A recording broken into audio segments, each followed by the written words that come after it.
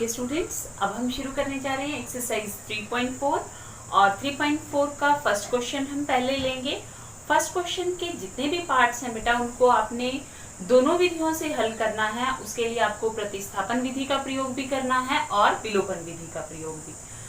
प्रतिस्थापन विधि आप एक्सरसाइज 3.3 में बहुत अच्छे से प्रैक्टिस करके आए हैं, तो मैं इन प्रश्नों को सिर्फ आपको विलोपन विधि से हल कराऊंगी और प्रतिस्थापन विधि से आप खुद चेक कीजिए एक बार। फिर भी अगर आपको कहीं डाउट आता है तो आप अपनी प्रॉब्लम्स मेरे पास भेजिए, ठीक है। चलिए आगे बढ़ते हैं। तो हमें यहाँ दो इक्वेशंस गिवन है, दो समीकरण गिवन है। ये है समीकरण नंबर 1, ये है समीकरण नंबर 2। जब हम विलोपन विधि का प्रयोग करते हैं तो हमें क्या चीज चेक करनी है, हमें देखना है कि जो दोनों समीकरण हैं उसमें x और y के गुणांक क्या हैं, ठीक है। यहाँ यही चीज देखी जाती है कि जो x और y हैं उनके गुणांक दोनों समीकरणों में एक जैसे हो, ताकि आप विलोपन विधि का प्रयोग करके किसी एक को गायब कर सके और दूसरे का हल निकाल सके, ठीक है। विलोपन विधि आप अच्छे से, मैं आपको जो बेसिक्स हैं उसके वो क्लियर करवा चुकी हूँ। उसका लिंक मैं फिर भी नीचे दे रही हूँ, अगर डाउट है तो आप वहां जाकर देख सकते हैं, ठीक है। तो चलिए अब हमें क्या करना है, यहाँ हमने पहले समीकरण में चेक किया तो जो x है उसका गुणांक 1 है, दूसरे समीकरण में x का गुणांक 2 है। तो सबसे पहला काम क्या है कि या तो x का गुणांक दोनों में बराबर कीजिए या y का, ठीक है। तो हमने देखा यहाँ 2 है, तो चलिए पहले वाले समीकरण को 2 से गुणा कर देते हैं। तो चलिए गुणा करते हैं। समीकरण लिखना बहुत जरूरी है, जो भी स्टेप्स आप कर रहे हैं। समीकरण 1 को 2 से गुणा करने पर, तो जब आप समीकरण 1 को 2 से गुणा करेंगे तो आपको क्या मिलेगा, 2x। वही चीज फिर से ध्यान रखनी है कि जब आप गुणा कर रहे हैं तो आपने पूरे समीकरण को गुणा करना है। ये नहीं करना कि 2x की जरूरत है तो 2 को कर लिया बाकी को छोड़ दिया, ऐसा नहीं होना चाहिए, ठीक है। तो 2x जमा 2y बराबर 10, ठीक है। तो ये हो गया आपके पास समीकरण नंबर 1 ही है वैसे, तो हम इसको मान लो 3 दे देते हैं। यहां से समीकरण नंबर 2 एज इट इज है, ठीक है। अभी आपने इन दोनों को घटाना है। घटाना क्यों है, मैंने बताया था आपको, जब भी दोनों तरफ एक जैसा साइन होता है तो घटाना। तो चलिए हम यहाँ क्या करेंगे, समीकरण जो हमारे पास ये 3 और 2 है, इन दोनों समीकरणों को घटाने पर, ठीक है। घटा क्यों रहे हैं, आपको क्या ध्यान रखना है, जब भी दोनों समीकरणों के साइन एक जैसे होते हैं, जो गुणांक है हमारे पास, देखिए जैसे 2x है ये भी प्लस में है ये भी प्लस में है, अगर दोनों प्लस हो या दोनों माइनस हो, मीन्स दोनों का जो निशान है, चिन्ह है जो दोनों के पास, अगर वो सेम है तब आपने इन दोनों को घटाना है। अगर ये चिन्ह अगर ऐसे होता कि एक पहले से ही माइनस है, एक प्लस है, एक माइनस हो गया, तब आप इनको जोड़ देते। क्यों, क्योंकि हम चाहते हैं कि ये कैंसल हो जाए। तो कैंसल ये कब हो सकते हैं कि अगर एक प्लस हो और एक माइनस हो, ठीक है। तो चलिए हम लिखेंगे यहाँ पर समीकरण 2 व 3 को घटाने पर। तो जब आप घटाते हैं आपको पता है कि जो नीचे वाला समीकरण होगा उसके चिन्ह बदल जाते हैं, ठीक है। बदल क्यों जाते हैं वो मैं आपको पहले क्लियर कर चुकी हूँ। तो ये माइनस हो गया, ये माइनस है, ये प्लस हो जाएगा और ये हो गया माइनस, ठीक है। अब ये 2x प्लस का है, पॉजिटिव है, ये नेगेटिव है, तो दोनों कैंसिल हो जाएंगे। अब यहाँ देखिए दोनों का साइन प्लस हो गया, सो 2 और 3 हो गया आपके पास 5 1, ठीक है। यहाँ आपके पास है 10 में से आप 4 सब्ट्रैक्ट कीजिए, कितना आ जाएगा 6, ठीक है। तो अब y की वैल्यू निकाल सकते हैं यहाँ से, y इज इक्वल टू 6/5, ठीक है। अब दोनों में से किसी भी एक समीकरण में y का मान रखिए तो x का मान आ जाएगा। लेकिन यहाँ क्या ध्यान रखना है, यही कि जो दोनों में सिंपल सा दिखाई देता है उसमें मान रखा जाए, ठीक है। तो जैसे आप बता सकते हैं कि हमें किस समीकरण में मान रखना चाहिए, यस बिल्कुल सही, हम समीकरण नंबर 1 में रखेंगे। तो चलिए, वैसे आप 2 में रखेंगे, आंसर आपका तो भी सेम आएगा। ऐसा कुछ नहीं है कि अगर आप समीकरण 1 में रख रहे हैं तो आंसर कुछ आएगा और 2 में रख रहे हैं तो कुछ आएगा, ठीक है। आंसर सेम आएगा क्योंकि इन्हीं दोनों समीकरणों का आप हल निकाल रहे हैं, तो आंसर वही है। चलिए y का मान रखते हैं, तो लिखेंगे यहाँ पर y का मान समीकरण 1 में रखने पर। ठीक है, तो रखिए जरा समीकरण 1 में मान क्या आएगा आपके पास, x plus 6/5 is equal to 5। ठीक है, यहाँ से x का मान निकाल सकते हैं, x इज इक्वल टू 5, ये प्लस है इधर, जब इक्वल टू के दूसरी साइड जाएगा तो साइन चेंज हो जाएगा, तो माइनस। ठीक है, x की वैल्यू क्या आएगी हमारे पास, x is equal to LCM लेकर हल करेंगे बेटा, तो कितना आ जाएगा यहाँ से 25 माइनस 6। ठीक है, घटा दीजिए, तो x कितना आएगा आपके पास 19/5। ठीक है, तो आपके पास जो x है 19/5, y आया था 6/5। ठीक है, अब आप चेक करना चाहते हैं अपना आंसर, तो मैं चेक करने का मेथड भी बता चुकी हूँ, फिर भी एक बार रिवाइज करवा देती हूँ कि आपने क्या करना है, x और y के मान को इन दोनों में से किसी भी एक समीकरण में रखना है। अगर लेफ्ट और राइट साइड इक्वल आ जाती है तो आपका आंसर सही है। तो चलिए एक बार चेक कर लेते हैं। समीकरण 1 में रखकर x का मान है हमारे पास ये, प्लस y की जगह 6/5, हमने सिर्फ लेफ्ट हैंड साइड ली है, लघुत्तम लीजिए, यहाँ से कितना आएगा 19 जमा 6। ठीक है, कितना आएगा ये 25 और ये 5, कैंसिल कर सकते हैं, कितना आया 5। हमारी लेफ्ट हैंड साइड जो हमने हमारी वैल्यूज जो आई थी उनको लेकर सॉल्व किया तो 5 आई है, और राइट यहाँ पर देखिए तो राइट हैंड साइड कितनी है 5, तो दोनों इक्वल आई हैं, तो इसका मतलब हमने जो हल किया वो सही है। ठीक है, ये आपके लिए है सिर्फ कि आप जब अपने आंसर को चेक करना चाहते हैं। चलिए लेते हैं सेकेंड पार्ट। ओके स्टूडेंट्स, लेते हैं सेकेंड पार्ट। तो सेकेंड पार्ट में देखिए आपको गिवन है दो equations, 3x plus 4y is equal to 10 और 2x minus 2y is equal to 2। अब आप देखिए x का जो गुणांक है यहाँ 3 है, यहाँ 2 है। ठीक है, बराबर करना है, चाहे x को करो या y को करो, यही चीज ध्यान रखनी है, जो गुणांक है वो बराबर होना चाहिए, चाहे x का गुणांक आप बराबर करो दोनों समीकरणों में या फिर y का गुणांक। ठीक है, तो हम क्या करते हैं, यहाँ देखते हैं तो यहाँ 3 है, यहाँ 2 है, तो एक तरीका ये है कि आप दोनों को बराबर करने के लिए क्या करोगे कि जो ऊपर वाला समीकरण है उसको इस 2 से गुना कर दोगे और जो नीचे वाला समीकरण है उसको 3 से गुना कर दोगे। ठीक है, इससे तो होगा आपका x बराबर, अगर आप ये चाहते हैं कि आप x को खत्म करना चाहते हैं। दूसरा, अगर आप x को खत्म नहीं करना चाहते तो फिर आप y को खत्म कीजिए।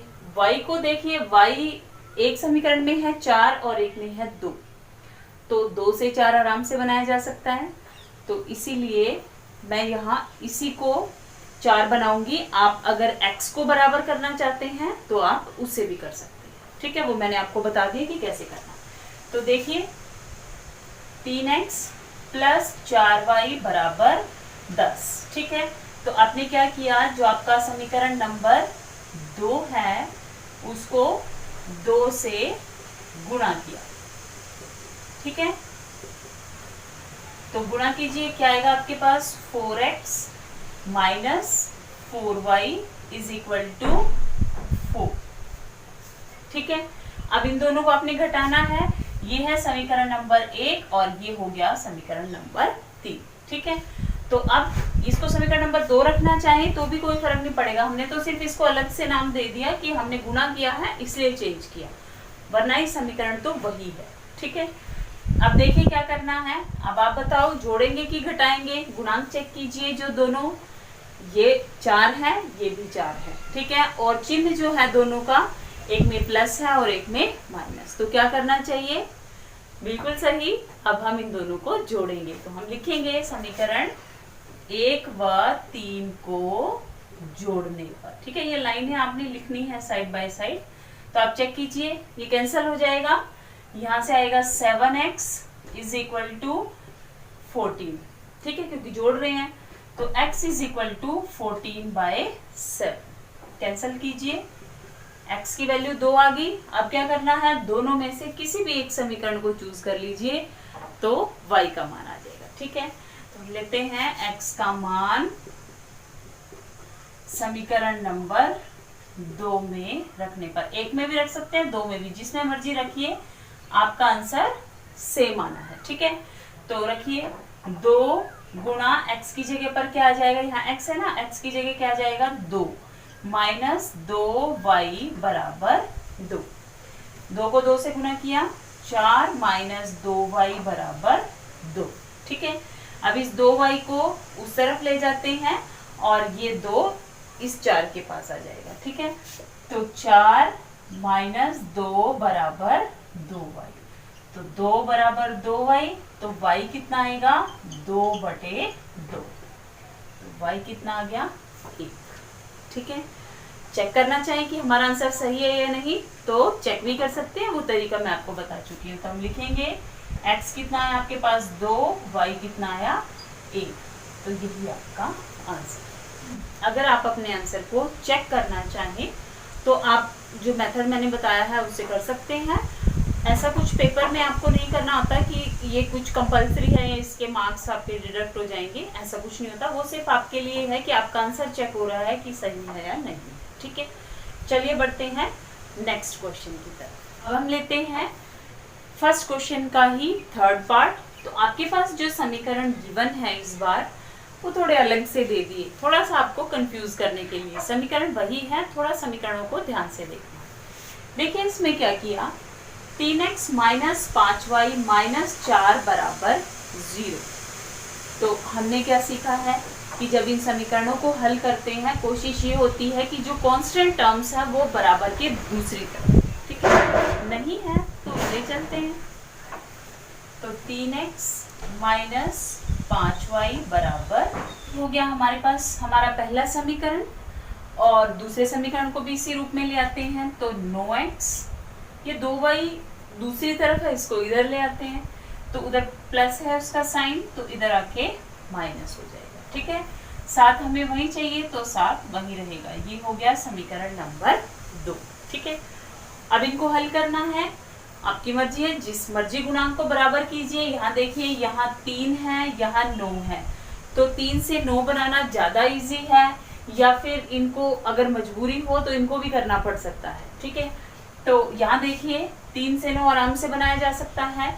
तो हम क्या करेंगे, समीकरण नंबर 1 को क्या करेंगे, बिल्कुल सही 3 से गुना करेंगे। ठीक है, तो समीकरण 1 को 3 से गुणा करने पर, ठीक है, तो कीजिए गुणा, कितना हो जाएगा 9x माइनस 15y बराबर 3 चौके 12। ठीक है, अब 9x माइनस 2y बराबर 7। अब बताइए क्या करेंगे, जोड़ेंगे या घटाएंगे? क्योंकि दोनों समीकरणों के चिन्ह एक जैसे हैं तो क्या करेंगे, दोनों समीकरणों को घटाएंगे। तो लिखेंगे यहाँ पर समीकरण 1 व 2 को घटाने पर। ठीक है, तो यहाँ आप घटा दीजिए इनको, ये माइनस हो जाएगा, यहाँ माइनस है तो ये प्लस हो जाएगा और ये माइनस। ठीक है, ये कैंसिल हो जाएंगे दोनों क्योंकि सेम है। सो यहाँ आपके पास है माइनस, इसका निशान देखिए माइनस है, तो ये चिन्ह -15 है और ये +2 है, तो -15 + 2 कितना हुआ, -13।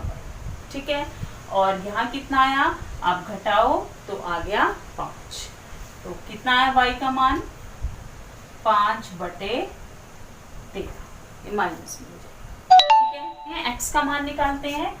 तो x का मान किसी भी समीकरण में रख लीजिए, समीकरण 1 में रखने पर।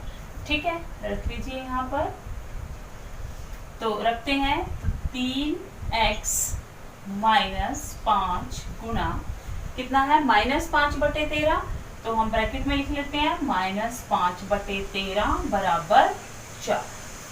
ठीक है, तो 3x माइनस 5 को 5 से गुणा कीजिए 25, और ये निशान माइनस माइनस प्लस हो जाएगा, तो 25/13 बराबर 4।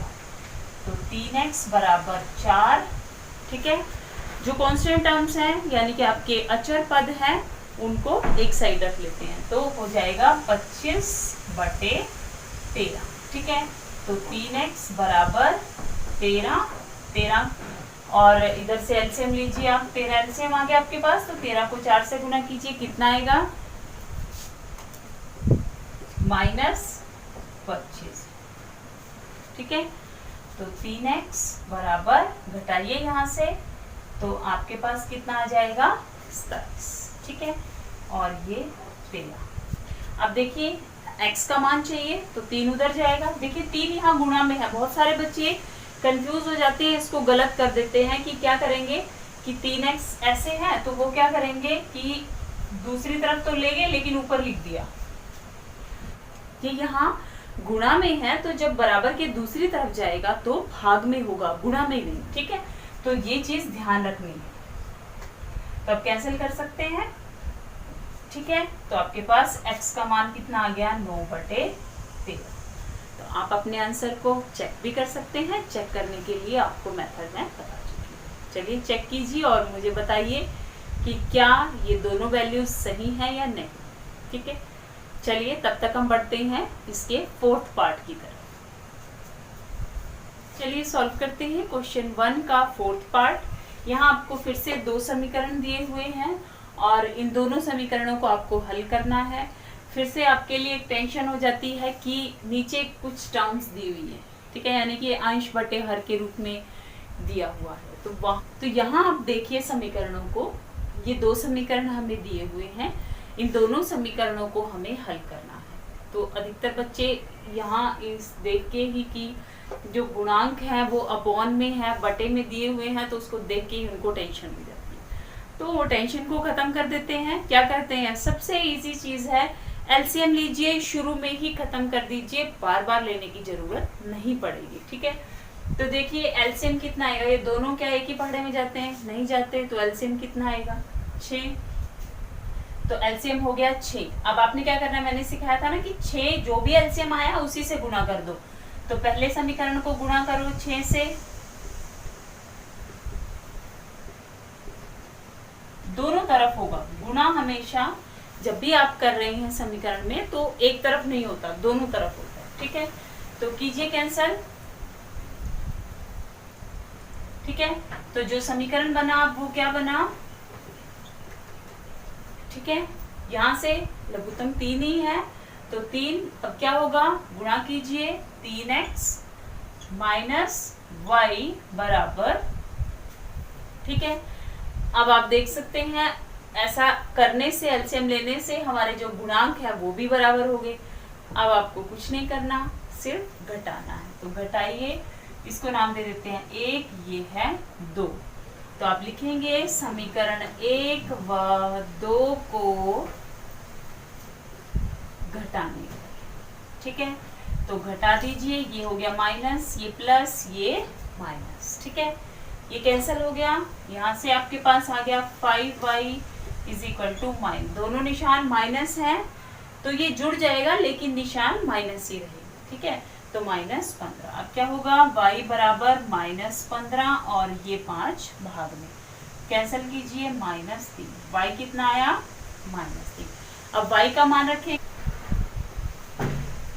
समीकरण 1 में रखने पर। अच्छा आप चाहें तो यहाँ भी रख सकते हैं, इनमें से भी कहीं रख सकते हैं, ठीक है। तो सकते हैं, ठीक है। तो चलिए यहीं रख के देख लेते हैं, हो सकता है थोड़ा इजी पड़े।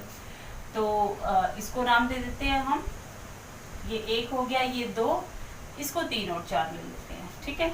या ये 1 और 2 हो गया, तो इसको 3 और 4 दे देते हैं, ठीक है।